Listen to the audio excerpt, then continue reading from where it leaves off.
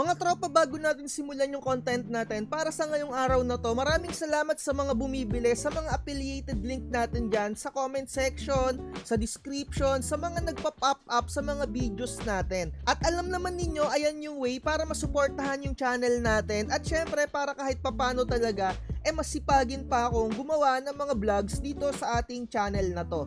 Anyway, eto yung content natin. May nag-comment sa atin dito previously na itong mga nakaraang araw lang talaga, literal, parang 2 days ago, base dito sa nakikita natin sa mga comment section. Sabi dito, kailangan na daw ba niyang mag-convert into pigment ink kapag daw yung black prints nagiging green na daw over time? And please answer. Mga tropa, matagal ko nang sinasabi sa inyo yan, kung magsisimula kayo ng printing, alamin ninyo yung product na i-cater ninyo para alam din ninyo kung ano yung akma na ink na gagamitin ninyo bago pa lang kayong magsimula. Unang-una mga tropa, alamin din ninyo yung capabilities or characteristic ng ink na pwede ninyong gamitin sa printing business. Lalong-lalo na, unang-una, dye ink, kung ano yung nagagawa niya, ano yung characteristic niya, 'di ba? Kung ano yung pros and cons niya. And second, yung pigment ink, kung para saan siya, 'di ba? Pros and cons. And last, yung sublimation. Ayan lang yung tatlong ink na kahit papano dapat malaman mo kung ano yung kanilang kakayahan, 'di ba? Yung mga eco-solvent, semi-sol, tsaka nyo na aralin yan mga tropa, along the way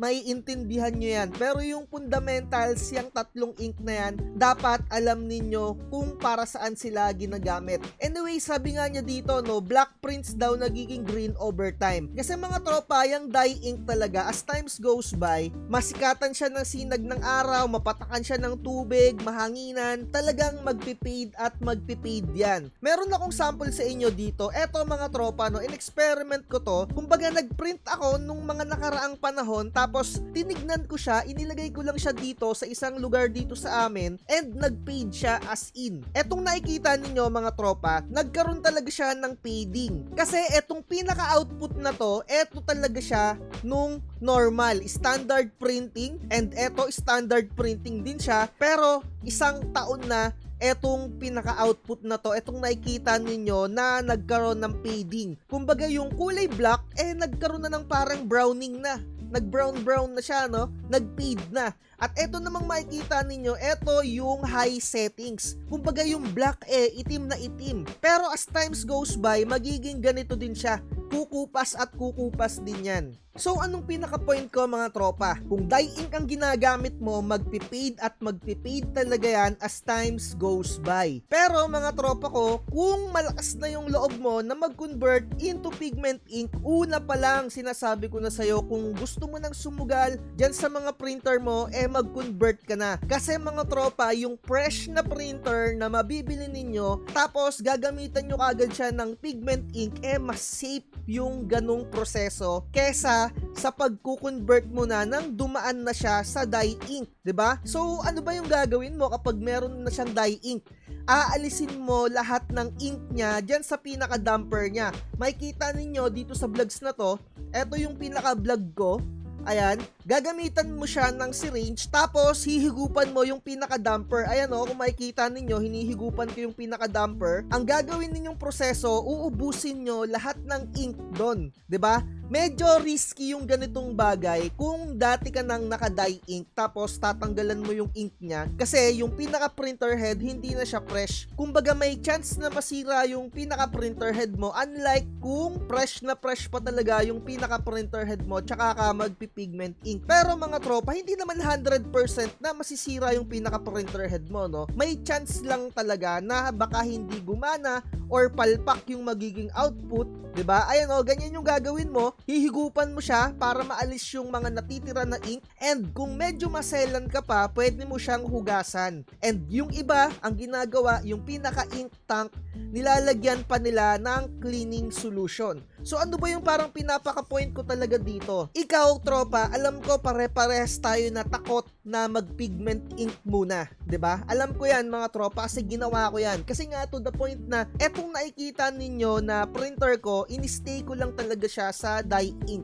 And ganyan yung nangyari rin sa akin meron na akong mga customer na sinasabi sa akin nagpipaid yung kanilang print out, yung kanilang rush ID, yung kanilang family picture. Diyan naman ako talagang lumakas yung loob ko na kailangan ko na talagang mag-convert kasi ang dami nang nagrereklamo sa akin. So ayun na ang ginawa ko, bumili na ako ng another printer at nag-pigment ink na ako. Kumbaga hindi na ako nag-convert. Hindi ko lang ginamit yung pinaka-ink na kasama ng printer tsaka ako nilagyan siya ng pigment ink na Hansol. Nasa sa inyo kung anong brand yung bibilihin ninyo na pigment ink. May Kuyi, may Hansol, ayan nakikita naman ninyo, may Inkrite, and meron pang mga klase na art paper na pigment ink. Ito yung mga parang pinakamatapang na pigment ink type. Kumbaga mas pinaka-pure pa yung kanilang pagka-pigment ink. Kumbaga yung kulay or yung pinaka-consistency as pigment ink mas magandang klase yung mga art paper. Kaya medyo mas mahal yung ganitong mga ink na makikita ninyo na art paper ink. Pigment ink din siya.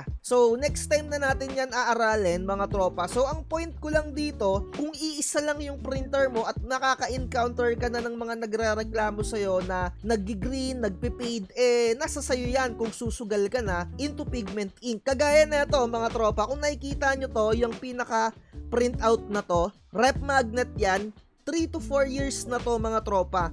Isa to sa mga una kong kinater dito sa ating printing. Kung ano yung nakikita nyo na output dito, ganyan pa rin siya kaganda nung unang-una. Although talagang mas pulido pa talaga yung pinakaunang-unang output niya neto. Kumbaga nagkaroon na rin siya ng fading, hindi na siya ganun ka-solid kasi 3 years na rin siya. Pero as in, ang ganda pa rin talaga ng output niya kung ikukumpara mo to kapag sa dye ink over time, talagang magkakaroon niya ng fading. So ayan, kung ready ka ng sumugal mga tropa, i-convert mo na. Ubusin mo lang yung ink na nakapaloob dyan, pati yung sa pinaka ink tank, higupan mo, 'di ba? Para mawala, lagyan mo na ng pigment ink. Alamin mo kung anong gagamitin mo na brand na pigment ink. Nasa sayo yan. Ang dami kong vlogs dito, in-explain ko yung iba't ibang karakteristik or pros and cons ng bawat brand ng ink. Hanapin mo na lang doon para kahit papano, makakapag-research ka. Iba kasi yung kagaya ng ikaw yung magse-search, mas tatanim sa utak mo yung ganung bagay, 'di ba? So, aralin mo na lang ng husto. And mga tropa, kung meron ka namang ekstrang pera, 'di ba? Lalong-lalo na may customer ka na usual ka na nagiging customer na talagang tuloy-tuloy yung pasok sa iyo, magdagdag ka na lang ng another printer and wag mo nang pakialaman yung dye ink mo kasi iba pa rin talaga yung dye ink Kapag ka sa mga documents, black na black talaga siya, yung pinaka-text, 'di ba? And sa pigment ink, aminin man natin sa hindi, yung black niya as in medyo mapusyaw siya, may pagka-gray, kumbaga matabang yung pagka-black niya. Sa totoo lang, kung makikita ninyo yung black na ganito, sa pigment ink kapag magpiprint ka sa text, hindi siya ganyan kaitim. And syempre, kung pigment ink naman, kailangan aralin mo rin yung color correction, kumbaga papalakasin mo yung timplada ng itim sa pinaka-output mo. May mga bagay talaga na kailangan mong malaman kung talagang into printing ka, lalo na ganyan kung ang dami nang nagrereklamo sa'yo. Kung marami ka naman ng kahit papano na naipon, bili ka na lang ng another printer. Yan ang pinaka maisasuggest ko sa'yo. At yung pinaka dye ink mo, stay mo na lang yan as dye ink kasi mas maganda pa rin yan para sa mga documents na itim talaga yung output niyan. So ayun na lang siguro din. At mga tropa ha, lagi ninyong tatandaan, Epson printer lang ang kinukonvert into pigment ink at sublimation. Hindi kayo pwedeng gumamit ng Canon, hindi kayo pwedeng gumamit ng Brother printer at iba pang brand ng pinaka printer. So again, Epson printer lang ang pwedeng paggamitan ng pigment ink at sublimation. And mga tropa, kung kulang pa yung naibigay ko na information dito kasi paulit-ulit ko nang binablogs to, isearch nyo na lang dito how to convert from dye ink to pigment ink. And meron din tayo ditong content na pwede bang original dye ink muna bago mag-convert into pigment ink, na parang ayan yung possible na content din natin ngayon. And eto pa, risky ba mag-convert ng Epson printer into pigment ink? Basta i-type nyo lang SciTV space convert. Ang dami nang lalabas na vlogs natin dyan. So siguro dito na natin tapusin yung content natin mga tropa. Again, Sa mga gustong bumili ng printer, i-click nyo lang yung mga link dyan sa description natin or pumunta kayo dito sa pinaka-store ko sa ating YouTube. I-search nyo lang dito yung pinaka-product na gusto ninyo. Ayan o, naka-playlist by playlist na yan. So again, lagi ko sinasabi, wag na wag magpapauto. Bye. Huwag kang magpapauto, mag-isip ka sa pilian. Sa laro ng buhay, dama ang tampo.